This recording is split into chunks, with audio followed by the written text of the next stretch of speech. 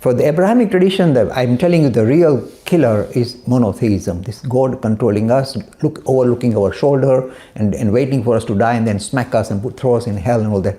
This idea is so kind of obnoxious that majority of thinking people will not subscribe to it. Even people from the Abrahamic tradition say, I think that idea is perhaps has to be kind of loosened and kind of be kind of presented in much more, if you like, kind of rounded manner. So they're also struggling with the idea of eternal heaven and hell. So the reason why Abrahamic tradition is struggling is because they are focusing on monotheism, and monotheism is been cracking up big time. Mm-hmm. It cracks up with evolution, it cracks up with the Big Bang theory, it cracks up with the idea of the advancement of science. None of them sit well with monotheism. Mm-hmm. So same with Hinduism. If you present monotheist ideas, these wonderful ideas that I'm talking about get lost. So with the Western Abrahamic tradition, they are struggling with monotheism. That's the biggest, if you like, their weakness. With the Hindus, the biggest weakness is this. Look, I must show you. We are so laid back about our own wonderful, powerful, potent tradition that we are not bothering to engage with it anymore. This is reality. Check out, in India or outside India, Hindu families are just Hindus by just tokenistic Hindus. They have no real love or understanding or engagement with what their tradition is all about.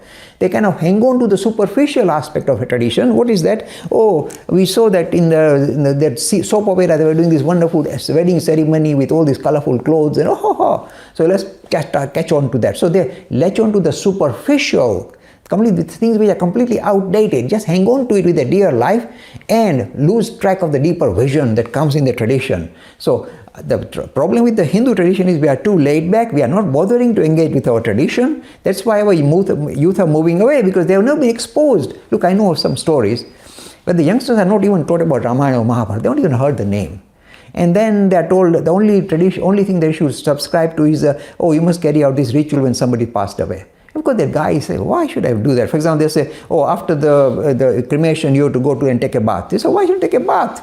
You see, in the ancient times, perhaps it was necessary because of the issue of infection. Why today should you do stuff like that? Or don't drink water of somebody who's passed away. Why not? It's because in the ancient times, this was infectious. They were worried, but no more. But we still want to hang on to this kind of stodgy, outdated ideas rather than focus on the deeper vision of our tradition. So our problem is we are too laid back, not too bothered. This is a reality. Not too bothered about the deeper vision of our tradition. Just kind of latch on to these externals. And of course, the youth are very sharp. They know we are not serious about religion anyway, so they are not going to follow it either. So they are abandoning our tradition purely because we are not given them the deeper vision of what their tradition is all about.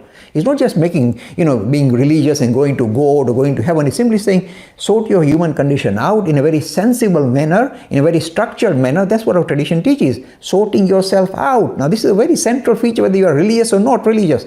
What are your issues? What are your desires? Why are you frustrated? Why you got stressed out? Resolution lies with our tradition. So it's not just airy-fairy stuff. It is very pragmatic, very practical, but because we are not present it in that particular format, our youngsters are moving away as well.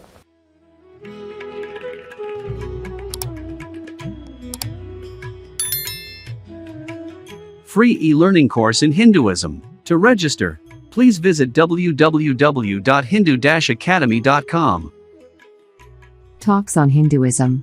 Sponsored by People Care. Encouraging caring for the elderly in their own homes. For more information, please visit peoplecare.com.